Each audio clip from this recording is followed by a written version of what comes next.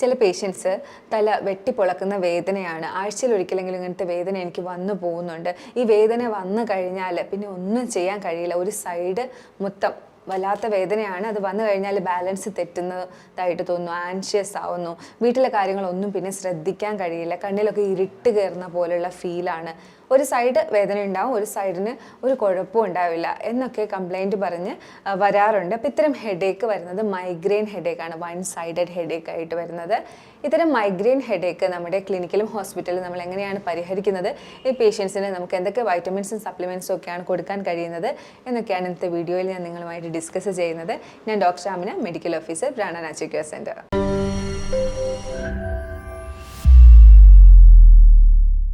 Migraine headache മാത്രമല്ല ഉണ്ടാവുന്നത്, പലതരത്തിലുള്ള തലവേദനകളുണ്ട്.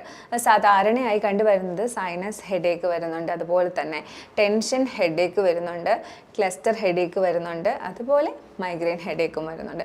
സൈനസ് ഹെഡേക്ക് എന്ന് പറഞ്ഞാൽ ഒരുവിധമുള്ള ആൾക്കാർക്കൊക്കെ അറിയാം, സൈനസ് ക്യാവിറ്റി, ഫേസിൽ ക്യാവിറ്റീസ് ഉണ്ട്. അപ്പോൾ ഈ ക്യാവിറ്റിയിൽ കഫം നിറഞ്ഞിട്ട് ഉണ്ടാവുന്ന ഒരു തലവേദനയാണ് സൈനസൈറ്റിസ് എന്ന് പറയുന്നത്. കൂടുതലായിട്ടും ചൂട് കാലത്തൊക്കെ വരുന്ന, കവിളെല്ലിൽ വരുന്ന, അതുപോലെ തന്നെ പുരികത്തിൻ്റെ ഭാഗത്തൊക്കെ കണ്ടുവരുന്ന തലവേദനയാണ് സൈനസ് ഹെഡേക്ക്. അതുപോലെ തന്നെ ടെൻഷൻ വരുമ്പോഴത്തേക്കും വരുന്ന ഹെഡേക്ക്, നെറ്റിയിൽ, നമ്മുടെ നെറ്റിയുടെ ഭാഗത്ത്, രണ്ട് ഭാഗത്തും ഉണ്ടാവും ഇത്തരം ഹെഡേക്ക്, തലയിലും നെറ്റിയിലുമായിട്ട് ടെമ്പറൽ റീജിയനിലായിട്ടാണ് കൂടുതലായിട്ടും ടെൻഷൻ ഹെഡേക്ക് കണ്ടുവരുന്നത്. എന്നാൽ ക്ലസ്റ്റർ ഹെഡേക്ക് വന്നിട്ട് പുരുഷന്മാരിലാണ് കൂടുതലായിട്ടും കാണുന്നത്. ഇത് ഓക്സിപിറ്റൽ റീജിയൻ, അതായത് പുറകു വശത്തായിട്ടാണ് ഇത്തരം ഹെഡേക്ക് കണ്ടുവരുന്നത്. ഇതൊന്നുമല്ല മൈഗ്രെയിൻ ഹെഡേക്ക്. എല്ലാവർക്കും മൈഗ്രെയിനെ കുറിച്ച് നല്ല അവയർനെസ് ഉണ്ട്, എന്നാൽ പോലും കുറച്ചെങ്കിലും ആളുകൾ മൈഗ്രെയിൻ വരുമ്പോൾ അത് ട്യൂമറാണോ എന്ന് പോലും സംശയിക്കുന്നുണ്ട്. ഈ ഒരു സാഹചര്യത്തിലാണ് ഞാൻ മൈഗ്രെയിനെ കുറിച്ച് പറയുന്നത്. മൈഗ്രെയിൻ എപ്പോഴും വൺ സൈഡായിട്ടാണ് വരുന്നത്, വൺ സൈഡഡ് ഹെഡേക്ക് ആയിരിക്കും. ഇത് കൂടുതലായിട്ട് ഇതിനൊരു ക്രൈറ്റീരിയ ഉള്ളതെന്ന് പറഞ്ഞാൽ, വെയിൽ അടിച്ചു കഴിഞ്ഞാൽ, അല്ലെങ്കിൽ കൂടുതൽ സൗണ്ട് കേട്ട് കഴിഞ്ഞാൽ, പിന്നെ നിങ്ങൾ ഫുഡ് സ്കിപ്പ് ചെയ്താൽ, ഉറക്കം സ്കിപ്പ് ചെയ്താൽ, വെള്ളം കുടിക്കുന്നത് കുറഞ്ഞു പോയാൽ ഒക്കെയാണ് ഇത്തരം ഈ മൈഗ്രെയിൻ ഹെഡേക്ക് കൂടുതലായിട്ടും നിങ്ങൾക്ക് ട്രിഗറായിട്ട് വരുന്നത്. ഈ ഹെഡേക്ക് വൺ സൈഡായിട്ടായിരിക്കും വരുന്നത്. ത്രോബിങ് പെയിൻ എന്ന് പറയും, ഇങ്ങനെ പുള്ളിങ് ആയിട്ടുള്ളൊരു പെയിൻ ആയിരിക്കും, നമുക്ക് അസഹനീയമായിരിക്കും. പിന്നെ ലൈറ്റ് കാണാനോ, അതുപോലെ തന്നെ ഫോട്ടോഫോബിയ എന്നാണ് പറയുന്നത്. പിന്നെ നമുക്ക് ലൈറ്റിനോട് ഭയങ്കര ഒരു വിരക്തിയായിരിക്കും, സൗണ്ട് കേൾക്കാൻ കഴിയില്ല. അതുകൊണ്ടാണ് നമുക്ക് വീട്ടമ്മമാർക്കൊക്കെ ഇത്തരം ഹെഡേക്ക് വന്നു കഴിഞ്ഞാൽ കുഞ്ഞുങ്ങളെ മാനേജ് ചെയ്യാൻ പറ്റില്ല, വീട്ടിലെ ജോലികൾ മാനേജ് ചെയ്യാൻ പറ്റില്ല. അപ്പോൾ ഇതൊക്കെയാണ് സാധാരണയായി മൈഗ്രെയിൻ ഹെഡേക്കിൽ കണ്ടുവരുന്ന കുറച്ച് ലക്ഷണങ്ങളും ബുദ്ധിമുട്ടുകളുമൊക്കെ. അപ്പം ബ്രെയിൻ ട്യൂമർ വരുന്ന സാഹചര്യത്തിൽ ഒരിക്കലും ഇത്തരം ഒരു തലവേദന ആയിരിക്കില്ല വരുന്നത്. തലവേദന ഉണ്ടാവില്ല എന്നല്ല, തലവേദന ഉണ്ടാവാം, പക്ഷേ തലവേദനയുടെ കൂടെ ഇവർക്ക് കൂടുതലായിട്ടും ഒരുപാട് ക്ഷീണം, എപ്പോഴും ക്ഷീണം അനുഭവപ്പെടുക, വെയിറ്റ് കുറയുക, അതുപോലെ തന്നെ ഒന്നും ചെയ്യാൻ കഴിയുന്നില്ല. ഇതുപോലെ ആഴ്ചയിൽ ഒരിക്കലായിരിക്കില്ല തലവേദനയുടെ ഒരു അറ്റാക്ക് വരുന്നത്, എപ്പോഴും തലവേദന ഉണ്ടാകുക. അതുപോലെ തന്നെ അവർക്ക് സീഷേഴ്സ് ഒക്കെ വരും, വിറയലും ജന്നി പോലെയുള്ള അവസ്ഥ ഒക്കെ അടിക്കടി കാണിക്കുക. അതുപോലെ തന്നെ കോഗ്നിഷൻ പ്രോബ്ലംസ് വരും, അവർക്ക് കാര്യങ്ങൾ കൃത്യമായി ചെയ്യാൻ കഴിയുന്നില്ല, മനസ്സിലാക്കാൻ പറ്റുന്നില്ല, മറവി, കൺഫ്യൂഷൻ, അങ്ങനെ ഉള്ള ബ്രെയിൻ റിലേറ്റഡ്, മെമ്മറി റിലേറ്റഡ് ആയിട്ടുള്ള പ്രശ്നങ്ങളും കൂടി ബ്രെയിൻ ട്യൂമർ ഉള്ളവർക്ക് കണ്ടുവരും. എന്നാൽ നമ്മുടെ മൈഗ്രെയിൻ ആണെങ്കിൽ ഒരു സൈഡിലുള്ള തലവേദന ആയിരിക്കും. കൂടുതലായിട്ടും വെയിലത്തൊക്കെ പോയി വരുമ്പോൾ, അല്ലെങ്കിൽ ഒത്തിരി നോയ്സ്, സൗണ്ടുള്ള ഒരു സ്ഥലത്ത് പോയിട്ട് വരുമ്പോൾ, അല്ലെങ്കിൽ നിങ്ങൾ ഒരു ബ്രേക്ക്ഫാസ്റ്റോ അല്ലെങ്കിൽ ലഞ്ചോ സ്കിപ്പ് ചെയ്ത് കഴിയുമ്പോൾ ഒക്കെ ആയിരിക്കും ഇത്തരം അറ്റാക്ക് വരുന്നത്. മൈഗ്രെയിൻ്റെ തലവേദന സാധാരണയായിട്ട് ഹോർമോൺ വേരിയേഷൻ വരുന്നവർക്ക് വരാം. അത് പീരീഡ്സ് റിലേറ്റഡ് ആയിട്ടോ, അല്ലെങ്കിൽ മെനോപോസ്, നമ്മുടെ ആർത്തവം നിൽക്കുന്ന സമയം റിലേറ്റഡ് ആയിട്ടോ, അല്ലെങ്കിൽ യൂട്രസിനൊക്കെ എന്തെങ്കിലും പ്രോബ്ലം ഉള്ളപ്പോൾ, PCOD പ്രശ്നമുള്ളവർക്ക് ഒക്കെ റിലേറ്റഡ് ആയിട്ട്, ഹോർമോൺ റിലേറ്റഡ് ആയിട്ട് മൈഗ്രെയിൻ കണ്ടുവരുന്നുണ്ട്. അതുപോലെ തന്നെ നെർവ് റിലേറ്റഡ് ആയിട്ട്, ട്രൈജമിനൽ നെർവ് എന്ന് പറയുന്ന ഒരു നെർവ് നമ്മുടെ ഫേസിന് സപ്ലൈ ചെയ്യുന്ന ഒരു നെർവാണ്. ആ നെർവ് കൂടുതലായിട്ടും സ്റ്റിമുലേറ്റ് ചെയ്യുന്നത് കാരണം ഇത്തരം തലവേദന കണ്ടുവരുന്നുണ്ട്. അതുകൊണ്ട് തന്നെയാണ് നെർവൊക്കെ റിലേറ്റഡ് ആയിട്ട് വരുന്നതുകൊണ്ട് തന്നെയാണ് ഇത് അസഹനീയമായിട്ട് മാറുന്നത്. അതുപോലെ ബ്ലഡ് വെസൽസിന് സങ്കോച വികാസം കൂടുതൽ സംഭവിക്കുക, കോൺട്രാക്ഷനും റിലാക്സേഷനും ഒക്കെ ഒത്തിരി അധികമായിട്ട് സംഭവിക്കുന്ന സാഹചര്യത്തിലും ഇത്തരം തലവേദനകൾ കണ്ടുവരുന്നുണ്ട്. അപ്പോൾ ഇത്തരം ഹെഡേക്ക് വരുന്ന മൈഗ്രെയിൻ ഹെഡേക്ക് വരുന്ന സാഹചര്യങ്ങളിൽ ഒരു ഇരുട്ട് റൂമിൽ നമ്മൾ 3 മണിക്കൂറിൽ കൂടുതൽ സ്പെൻഡ് ചെയ്യുകയാണെങ്കിൽ തലവേദന കുറയുന്നതായിട്ട് അനുഭവപ്പെടുന്നവരുണ്ട്. അതിന് കാരണം നമുക്ക് കൂടുതലായിട്ടും ആ സമയത്ത് ഉറക്കം കുറവ് കാരണം തലവേദന വരുന്നവരുണ്ട്. അപ്പോൾ അവർക്ക് ആ ഉറക്കം ക്ലിയർ ആവുമ്പോൾ അവരുടെ തലവേദന മാറുന്നു. അതുപോലെ തന്നെ സ്ട്രെസ്സ് കൂടി നിന്ന സമയത്ത് മൈഗ്രെയിൻ അറ്റാക്ക് വരുന്നവരുണ്ട്. നെർവൊക്കെ സ്റ്റിമുലേറ്റ് ആയി ബ്ലഡ് വെസലൊക്കെ കൂടുതൽ കോൺട്രാക്ഷനൊക്കെ സംഭവിച്ചിട്ട് വന്ന തലവേദനയാണെങ്കിൽ അത് ശരിയാകുന്നു. അതുപോലെ തന്നെ ഹോർമോൺ ഏറ്റവും കൂടുതലും റെഗുലേറ്റ് ആവുന്നത് രാത്രിയാണ്. അതുകൊണ്ട് തന്നെ ഡാർക്ക് റൂമിൽ ഉണ്ടാകുമ്പോൾ ഹോർമോൺ റെഗുലേറ്റ് ആവുന്നു, അങ്ങനെ തലവേദന കുറയുന്നു. പിന്നെ ആ ഒരു റൂട്ടീൻ നമുക്കൊന്ന് റെഗുലർ ആക്കാൻ അങ്ങനെ ആ ഒരു രീതിയിലേക്ക് വരുന്നത് കൊണ്ടും ഇരുട്ട് റൂമിൽ നമ്മൾ ഉറങ്ങിക്കഴിയുമ്പോൾ മൈഗ്രെയിൻ തലവേദന കുറയുന്നതായിട്ട് കാണപ്പെടുന്നുണ്ട്. അപ്പോൾ ഇതൊക്കെയാണ് അതിൻ്റെ റീസൺ. അപ്പോൾ ഇതറിയാത്ത ആളുകളുണ്ടെങ്കിൽ ഇതൊന്ന് പരീക്ഷിച്ച് നോക്കുക. മൈഗ്രെയിൻ തലവേദന വരുന്ന സമയങ്ങളിൽ നിങ്ങൾക്ക് കഴിയുമെങ്കിൽ ഇരുട്ട് റൂം ക്രിയേറ്റ് ചെയ്ത് അവിടെ ഒരു 3 മണിക്കൂറിൽ കൂടുതൽ കംഫർട്ടബിൾ ആയിട്ടുള്ള ഒരു ടെമ്പറേച്ചറിൽ ഉറങ്ങുകയാണെങ്കിൽ നല്ലൊരു റിലീഫ് തന്നെ കിട്ടും. മൈഗ്രെയിൻ വരുന്ന ആളുകൾക്കറിയാം അവർക്ക് ഡോളോ കഴിച്ചാലോ പാരസെറ്റാമോൾ കഴിച്ചാലോ ഒന്നും ആ വേദന പെട്ടെന്ന് തന്നെ പോകില്ല. എന്നാൽ നെർവ് സെഡേറ്റ് ചെയ്യുന്ന നെർവിനെ കാമാക്കുന്ന ടൈപ്പ് മെഡിസിൻസ് ആണ് കൂടുതലായിട്ടും മൈഗ്രെയിന് ഉപയോഗിക്കുന്നത്. അപ്പോൾ അത്തരം മെഡിസിൻ എപ്പോഴും അവരുടെ നെർവസ് സിസ്റ്റം കംപ്ലീറ്റ് ആയിട്ട് തളർത്തിയിട്ടാണ് ആ ഒരു എഫക്റ്റ് കൊടുക്കുന്നത്. അതുകൊണ്ട് തന്നെ മൈഗ്രെയിന് കൂടുതലായിട്ട് ടാബ്ലറ്റ് ഡിപ്പെൻഡ് ചെയ്യുന്നവരുണ്ടെങ്കിൽ കൂടുതലായിട്ടും മൈഗ്രെയിൻ കംപ്ലീറ്റ് ആയിട്ട് ട്രീറ്റ് ചെയ്യാനുള്ള വഴികൾ തന്നെ നോക്കുക. കാര്യം എപ്പോഴും നെർവസ് സിസ്റ്റത്തിനെ അതിൻ്റെ പ്രവർത്തനത്തിനെ കുറച്ചുകൊണ്ട് ഉള്ള ടാബ്ലറ്റ് ആയിരിക്കും ഇത്തരം ആൾക്കാർക്ക് സപ്ലൈ ചെയ്യുന്നത്. അപ്പോൾ നിങ്ങൾ ആഴ്ചയിൽ ഒരിക്കൽ ഈ ടാബ്ലറ്റ് എടുത്തുകൊണ്ടിരിക്കുകയാണെങ്കിൽ നിങ്ങൾക്ക് യൂറിനറി ഇൻകോണ്ടിനൻസും, കാരണം എല്ലാ നെർവും ഒരു നെർവായിട്ട് നമ്മുടെ ശരീരത്തിന് അതിന് ഇപ്പം ട്രൈജബൈനൽ നെർവിനാണ് പ്രശ്നം ഉണ്ടാകുന്നത്. അത് മാത്രമായിട്ട് ഒന്ന് കുറച്ച് വെക്കാൻ, അതിൻ്റെ പ്രവർത്തനം മാത്രമായിട്ട് കുറച്ച് വെക്കാൻ അറിയില്ല. അപ്പോൾ യൂറിനറി ബ്ലാഡറിലേക്കും ലങ്സിലേക്കും ഹാർട്ടിലേക്കും ഒക്കെ ഉള്ള നെർവിനെ ആ സമയത്ത് തളർത്തുന്നുണ്ട്. ആഴ്ചയ്ക്ക് ഒന്ന് ഈ മരുന്ന് കഴിച്ചുകൊണ്ടിരിക്കുകയാണെങ്കിൽ നിങ്ങളുടെ എല്ലാ നെർവുകൾക്കും അത് ഡാമേജ് ആയിട്ട് മാറും. എൻ്റെ അടുത്ത് വന്നിരുന്നൊരു പേഷ്യൻറ്റ്, മൈഗ്രെയിൻ അറ്റാക്ക് കാരണം വന്ന പേഷ്യൻറ്റിന് ഒരു ശീലം ഉണ്ടായിരുന്നു, ബ്രേക്ക്ഫാസ്റ്റ് എപ്പോഴും സ്കിപ്പ് ചെയ്യുമായിരുന്നു. അങ്ങനെ ഞാൻ എൻ്റെ കേസ് എടുക്കുന്ന സമയത്ത് ഞാൻ ചോദിച്ചു എന്തൊക്കെയാണ് ശീലങ്ങൾ, നമ്മൾ പ്രത്യേകമായിട്ട് ചോദിക്കും ഫുഡ് ഹാബിറ്റ്സ് എങ്ങനെയാണ്. അപ്പോൾ പറഞ്ഞു ഇതുപോലെ ഞാൻ ബ്രേക്ക്ഫാസ്റ്റ് സ്കിപ്പ് ചെയ്യാറുണ്ട്. അതൊന്ന് പരിഹരിക്കാൻ ഞാൻ സജസ്റ്റ് ചെയ്തിരുന്നു. 1 മാസത്തിനുള്ളിൽ ആ പേഷ്യൻ്റ് ഒരു സ്റ്റുഡൻ്റ് ആയിരുന്നു. അപ്പോൾ ആൾ പറഞ്ഞു മാം എനിക്ക് നല്ല മാറ്റമുണ്ട്, ഇപ്പോൾ എനിക്ക് അങ്ങനെ അറ്റാക്ക് വരാറില്ല. അപ്പോൾ ഈ ഒരു ചെറിയ കാര്യങ്ങൾ, അപ്പോൾ ആൾ 5 വർഷമായിട്ട് മൈഗ്രെയിൻ അറ്റാക്ക് സഹിക്കുന്നുണ്ട്. പക്ഷേ ഈ ഒരു ചെറിയ കാര്യമായിരിക്കും അതിൻ്റെ റീസൺ നമ്മൾ ഒരിക്കലും കരുതില്ല. അപ്പോൾ ഇത്തരം ഫുഡ് ഹാബിറ്റ്സ് ഇറഗുലറായിട്ട് വെക്കുന്ന ശീലമുണ്ടെങ്കിൽ അത് പരിഹരിക്കുക. അതുപോലെ തന്നെ ഡീഹൈഡ്രേഷൻ വരാതെ നോക്കുക, കൃത്യമായി വെള്ളം കുടിക്കുക. ഇത്തരം ആളുകൾ ഉറക്കം അത് കറക്റ്റ് 7 അവർ 6 അവർ സ്ലീപ്പ് എടുക്കുന്നുണ്ടെന്ന് ഉറപ്പ് വരുത്തുക. ഇനി നമുക്ക് ഇത്തരം പ്രശ്നം ഉള്ള സാഹചര്യത്തിൽ, മൈഗ്രെയിൻ ഉള്ള സാഹചര്യത്തിൽ കൂടുതലായി വെയിലത്ത് പോകുന്ന സാഹചര്യങ്ങൾ ഒഴിവാക്കുക. ഇനി വെയിലത്ത് പോവുകയാണെങ്കിൽ കുടയൊക്കെ കഴുകാനായിട്ട് ശ്രദ്ധിക്കുക. സൗണ്ടുള്ള സ്ഥലത്തേക്ക് പോകുമ്പോൾ പ്രത്യേകമായി ശ്രദ്ധിക്കുക, അവിടെ സൗണ്ട് ബോക്സിനടുത്ത് പോയി നിൽക്കാതിരിക്കാൻ. ഇത്തരം ട്രിഗറിങ് ഫാക്ടേഴ്സ് ഒഴിവാക്കാനായിട്ട് പ്രത്യേകം ശ്രദ്ധിക്കുക. മൈഗ്രെയിൻ അറ്റാക്ക് വന്നതിന് ശേഷം ഭക്ഷണം നല്ല രീതിയിൽ കഴിച്ചാൽ മൈഗ്രെയിൻ അറ്റാക്ക് മാറുന്നവരുണ്ട്.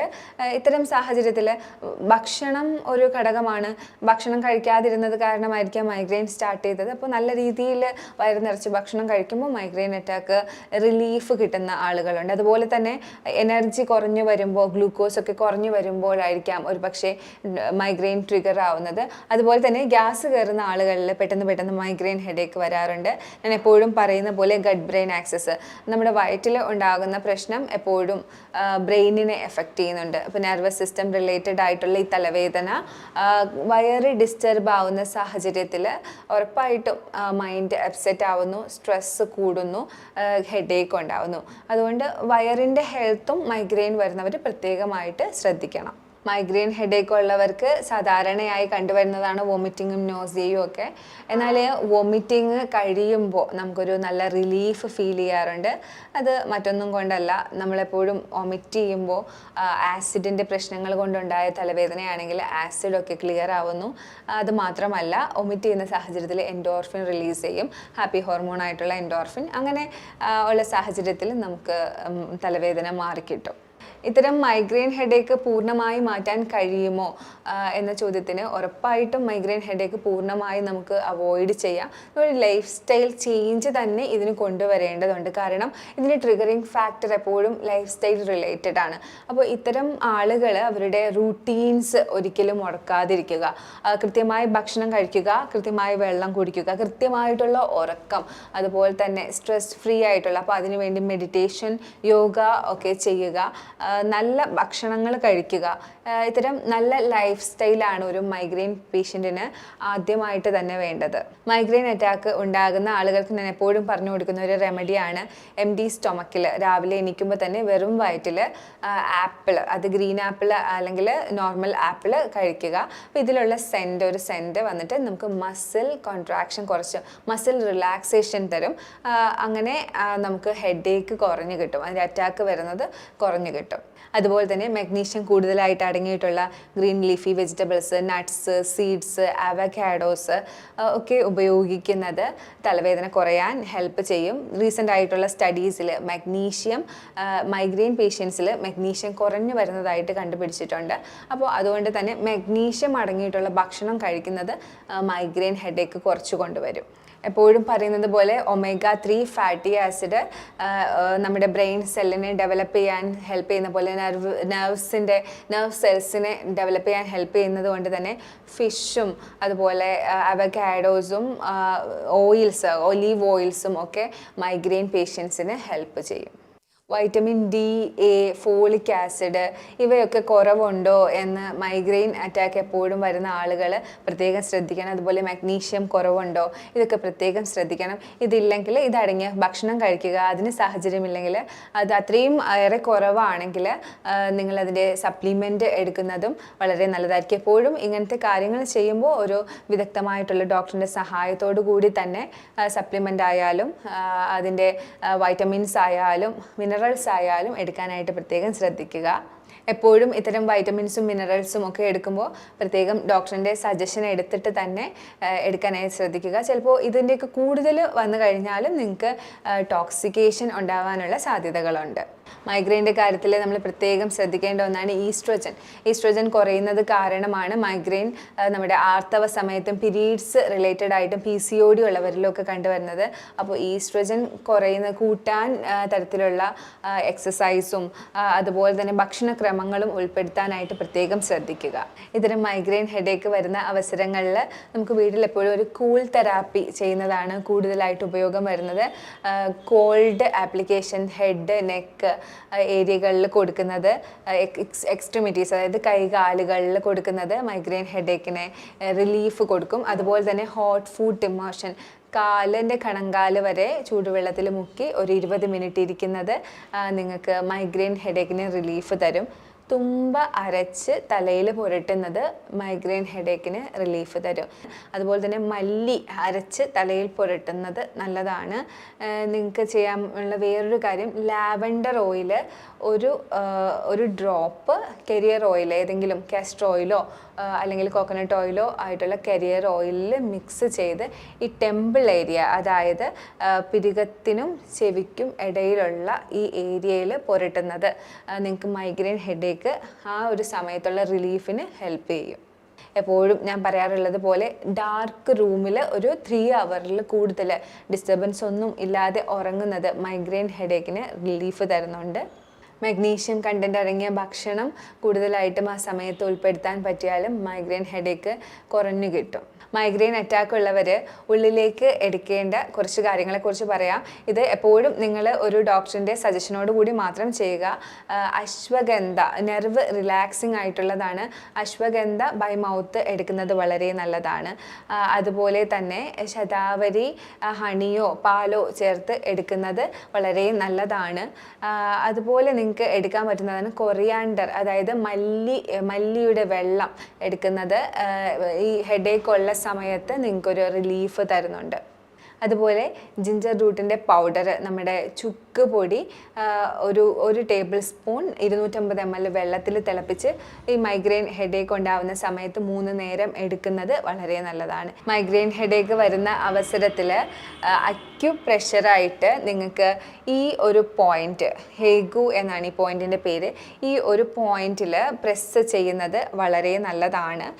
ഈ ഒരു സാഹചര്യത്തിൽ 2 കൈയിലും മാറി മാറി പ്രസ് ചെയ്യുക. അതുപോലെ തന്നെ കൈമുട്ടിൻ്റെ നിങ്ങളുടെ 4 വിരൽ താഴെ വരുന്ന ഒരു പോയിന്റ് ഉണ്ട്, ഇവിടെ നിങ്ങൾ പ്രസ് ചെയ്യുന്നതും നിങ്ങളുടെ തലവേദനയ്ക്ക് റിലീഫ് കിട്ടും. അതുപോലെ കാലിലെ 2ാമത്തെയും 3ാമത്തെയും വിരലിനിടയിൽ വരുന്ന വെബ് ഏരിയ, കാലിലാണ് കേട്ടോ, ആ വെബ് ഏരിയയിൽ പ്രസ് ചെയ്യുന്നതും മൈഗ്രെയിൻ തലവേദന റിലീഫ് കിട്ടാനായിട്ട് നിങ്ങളെ സഹായിക്കും. ഇത്തരം തലവേദനകൾ കണ്ടിന്യൂസ് ആയി വരുന്നവർക്ക് അടുത്തുള്ള ക്ലിനിക്കിൽ പോയിട്ടോ നിങ്ങൾക്ക് അക്യുപങ്ക്ചർ തെറാപ്പി എടുക്കുന്നത് ഒരുപാട് സഹായകമായിരിക്കും. ഒരു സിറ്റോ അല്ലെങ്കിൽ 2 സിറ്റോ ഒക്കെ എടുത്തു കഴിയുമ്പോൾ തലവേദന പൂർണ്ണമായിട്ടും മാറും. അതുപോലെ തള്ളവിരലിൻ്റെ ഭാഗത്ത് ഉൾവശത്ത് കുരുമുളകിൻ്റെ സീഡ് വെച്ച് ബാൻഡ് ചെയ്യുന്നത് നിങ്ങൾക്ക് തലവേദന കുറയാനായിട്ട് ഹെൽപ്പ് ചെയ്യും. ഇത് റിഫ്ലെക്സോളജിയിൽ വരുന്നതാണ്, സുജോഗ് തെറാപ്പിയിലൊക്കെ വരുന്നതാണ്. ഈ ഭാഗത്താണ് തലയിലേക്കുള്ള കാപ്പിലറി സപ്ലൈസ് എല്ലാം കൂടുതലായിട്ടും ഇവിടെയാണ് വന്നിരിക്കുന്നത് റിഫ്ലെക്സോളജി പ്രകാരം. അപ്പോൾ ഇവിടെ നിങ്ങൾ കുരുമുളകിൻ്റെ സീഡ്സ് വെച്ച് ഒരു ബാൻഡ് കൊണ്ട് നല്ല ഇറുക്കി നല്ല മുറുക്കെ വെച്ച് കഴിഞ്ഞാൽ 1 നൈറ്റ് വെച്ച് കഴിഞ്ഞാൽ നിങ്ങളുടെ തലവേദനയ്ക്ക് റിലീഫ് കിട്ടും. അപ്പോൾ ഇത്രയൊക്കെയാണ് മൈഗ്രെയിൻ ഹെഡേക്കിനെ കുറിച്ച് എനിക്ക് നിങ്ങളോട് പറയാനുള്ളത്. ഇതിൽ ഏതെങ്കിലുമൊക്കെ നിങ്ങൾക്ക് കഴിയുന്ന കാര്യങ്ങൾ കൺസിസ്റ്റൻസിയോട് കൂടി ചെയ്യുകയാണെങ്കിൽ ഉറപ്പായിട്ടും നിങ്ങൾക്ക് മൈഗ്രെയിൻ ഹെഡേക്കിന് നല്ലൊരു റിലീഫ് തന്നെ കിട്ടും. മൈഗ്രെയിൻ ഹെഡേക്ക് പിന്നെ നിങ്ങൾക്ക് വരാത്ത രീതിയിൽ നിങ്ങൾക്ക് മാറ്റാൻ കഴിയും. ഞാൻ പറഞ്ഞ കാര്യങ്ങളിൽ നിങ്ങൾക്ക് എന്തെങ്കിലുമൊക്കെ ഡൗട്ട് ഉണ്ടെങ്കിൽ കാണുന്ന നമ്പറിൽ കോൺടാക്റ്റ് ചെയ്യുക. ഇനിയൊരു വീഡിയോയിൽ കാണുന്നവരേക്കും ബൈ.